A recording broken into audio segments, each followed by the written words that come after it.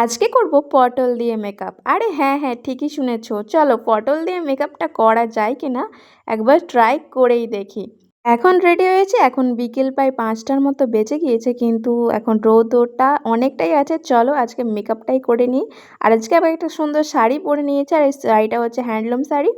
যাই হোক, আজকে পটল দিয়ে মেকআপটা স্টার্ট করাই যাক। প্রথমে আমি টোনার হিসাবে ইউজ করে নেব রোজ ওয়াটার, যেটা আমার স্যুট করে সেটাই ইউজ করছি। আর রোজ ওয়াটারটা আমার মানে ডাবর গোলাবরি যে রোজ ওয়াটার, ওটাই আমি ইউজ করি সবসময়। যাই হোক, প্রথমেই কিন্তু হাতের মধ্যে রোজ ওয়াটারটা নিয়ে নিচ্ছি, কারণ পটলের মধ্যে রোজ ওয়াটার দিলে গড়িয়ে আবার চলে যাবে, তার জন্য একটু হাতটা ইউজ করতে হচ্ছে। হাতটা বলে আমি মুখে দিয়ে করব না, হাতটার উপর মানে রোজ ওয়াটারটা দিয়ে তারপরে মুখে কিন্তু ড্যাব ড্যাব ড্যাব ড্যাব করে এইভাবে মেখে নিতে হবে। আর জানো তো, খুব ভালোভাবে ব্লেন্ড হচ্ছিল।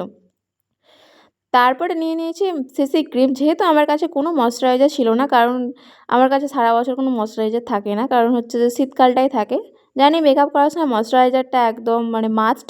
আর আমি তো তেমন একটা মেকআপ করি না, তার জন্য ময়শ্চারাইজার আমার লাগে না। যাই হোক, ময়শ্চারাইজার স্কিপ করে দিয়ে এই যে সিসি ক্রিমটা ছিল ওটা দিয়ে কিন্তু ভালোভাবে একটু সময় নিয়ে ড্যাব ড্যাব করে মাখতে হবে, না হলে তাড়াহুড়ো করলে কিন্তু এই পটলের মানে খোঁচা লেগে যেতে পারে। যাই হোক, তারপরে লুজ পাউডার দিয়ে সেট করে নেব। আমার কাছে ল্যাকমি কম্প্যাক্ট পাউডারটা দিয়েই আমি সবসময় ইউজ করি, তো ওটার এখন দামটা অনেকটাই বেড়ে গেছে। তো যাই হোক, তার জন্য এই ল্যাকমি যে লুজ যে পাউডারটা সেটাই আমি ইউজ করছি, এটা কিন্তু আমি সবসময় ইউজ করি না।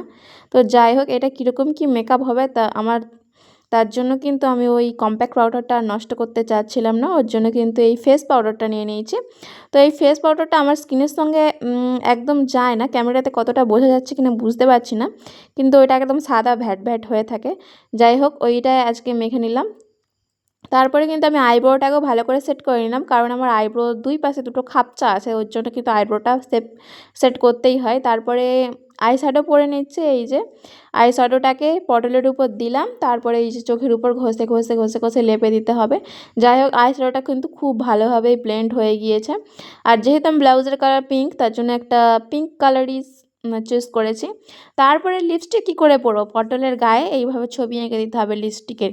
তো যাই হোক, লিপস্টিকটাকে পটলের গায়ে মেখে কিন্তু এবার লিপস্টিকটাকেও আমি পরে নেব ভালো করে ঠোঁটে। আমি কিন্তু ভাবছিলাম যে পটল দিয়ে মেকআপ কীরকম কী হবে, অনেক হয়তো কষ্টকর হবে, কিন্তু বিশ্বাস করো এটা কিন্তু অনেক সহজ ছিল একদম। এই চ্যালেঞ্জিংটা অনেক সহজ ছিল, আর মেকআপটা খুব ভালোভাবেই হচ্ছিল।